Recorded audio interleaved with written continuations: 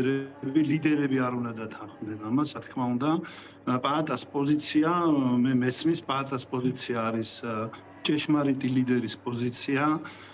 ის 4 ოქტომბერს პირველი იყო, ვინც პოლიციელებსა და ხალხს დემონსტრანტებს შორის ჩადგა შუაში და პოლიციელებს მოუწოდა, რომ მათ ხელი არ აეწიათ დემონსტრანტებზე და საქართველოს მოქალაქეებზე.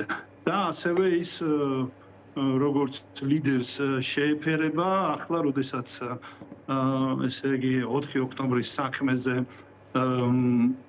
არაკანონიერად და უსამართლოდ დაპატიმრებული უამრავი ადამიანია ციხეში, ის მათ მოუწოდებს, რომ მათ გააფორმონ საპროცესო შეთანხმება და ისინი გავიდან თავისუფლებაზე.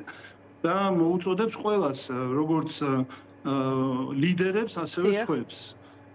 და ეს ჩემი აზრით არის ჭეშმარიტი ლიდერის პოზიცია და მე ძალიან ვამაყობ ამით, რომ ის ესე ფიქრობს, ესე აზროვნებს და ასე იქცევა.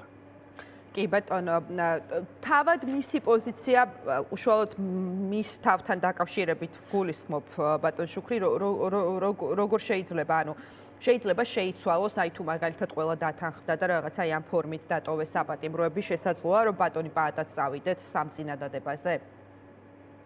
მე ჩემი აზრი და ჩემი რწმენა ისეთია, რომ ესეთ რაღაცაზე პაატა თვითონ არ წავა. ვინაიდან როგორც თქვენთან უკვე თქვი, მე მაშინ მახსოვს, როდესაც ვიყავი, რომ საპროცესო შეთანხმება მოითხოვს აღიარებას და მონანიებას.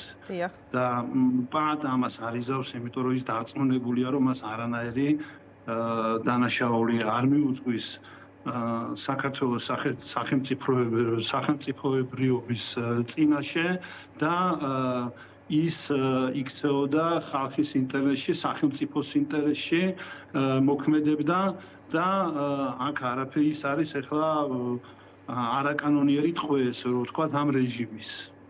ხო და ის არავითარ შემთხვევაში ბოდიშს არ მოიხდის და არ მოინანიებს, იმიტომ რომ ესეთ პერიოდებში აუცილებელია პრინციპულობის გარეშე ბრძოლას და ომს მით უმეტეს ვერ მოიგებ ვერანაირად.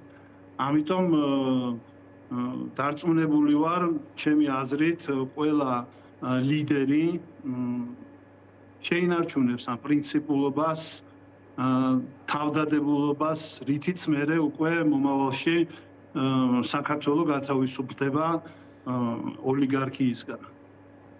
კი ბატონო, და მაშინ ბოლო კითხვა მექნება ასეთი ბატონ შუქრი, რა იმედი ან მოლოდინი გაქვთ, როგორ შეიძლება დატოვოს საპატიმრო პაატა ბურჯულაძე? რა გზებით? ხო, ეს უკვე ოლიგარქის ბიძინა ივანიშვილის ტულზებია, ყოზირები, ესე რომ ვთქვათ, ყოზირებია ამ თამაში და მან რაც შეიძლება მეტი პოლიტიკური პატიმარი იმისთვის უნდა დააგროვოს ციხეში, რომ შემდგომში ევაჭროს დასავლეთს. და ეს არის ერთ-ერთი გზა, რომლითაც მე ვფიქრობ, რომ პაატა გათავისუფლდება. კი ბატონო.